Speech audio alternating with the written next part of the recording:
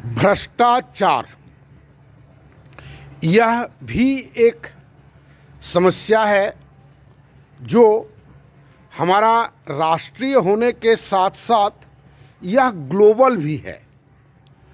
और राष्ट्र पूरे पृथ्वी की तुलना में अगर हम देखें तो वह ग्लोब से भिन्न हो पाना अभी के समय में बहुत मुश्किल है।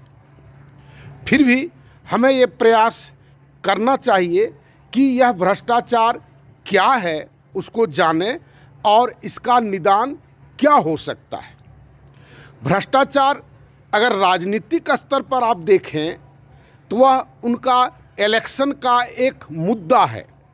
वो लोग कोई नहीं चाहते हैं कि भ्रष्टाचार खत्म हो, और भ्रष्टाचार का कितना विकृत रूप और विभिन्न विकृत रूप आप समाज में रोज देखते होंगे।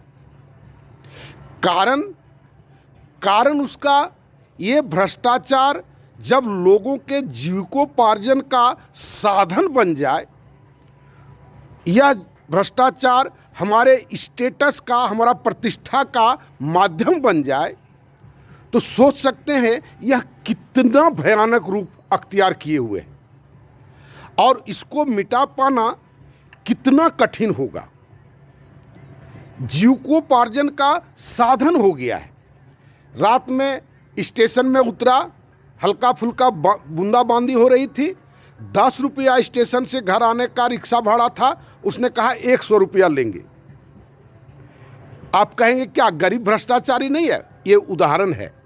हम नहीं दे पाए 100 रुपया, हम नहीं दे पाए, हम अपने सामान लेकर के किसी तरह से भींगते भींगते घर आ गए। हमारी शारीरिक क्षमता थी तो उस गरीब के भ्रष्टाचार से हम लड़ पाए, और अमीरों का तो भ्रष्टाचार की बात ही छोड़ दीजिए। कहने का ये, उदाहरण देने का ये मतलब है जे भ्रष्टाचार में सब लोग सम्मिलित है, टॉप टू बॉटम सब सम्मिलित है। एक भयानक युद्ध है। क्या हम तलवार लेकर के खड़े हो जाएं तो भ्रष्टाचार से मिट जाएगा? हम क्या युद्ध की घोषणा कर दें, गृह युद्ध की घोषणा कर दें? नहीं, ये भ्रष्टाचार का कारण है। जीविकोपार्जन के साधन को अगर हम पारदर्शी बना सकें और स्मॉल स्केल में अगर जीविकोपार्जन का साधन पारदर्शी बना करके लोगों को उस सिस्टम में अगर जीने का अभ्यास दिला सकें शिक्षा के साथ, तो हो सकता है कि धीरे धीरे करके वो भ्रष्टाचार मिटेगा। और उसके लिए प्रयास करना होगा। ये भ्रष्टाचार जपने से भ्रष्टाचार नहीं होगा।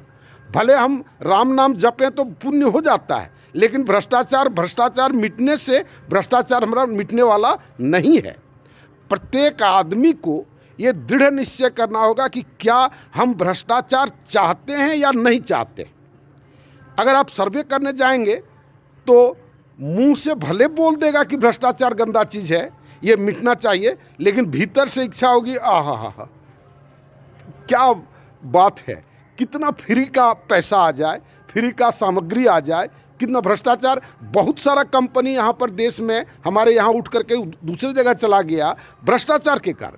ये जो आपको ये क्या कहते हैं, इसको ब्यूरोक्रेसी है। ये ब्यूरोक्रेसी के अत्याचार के चलते हमारा देश छोड़ करके वो लोग चला गया।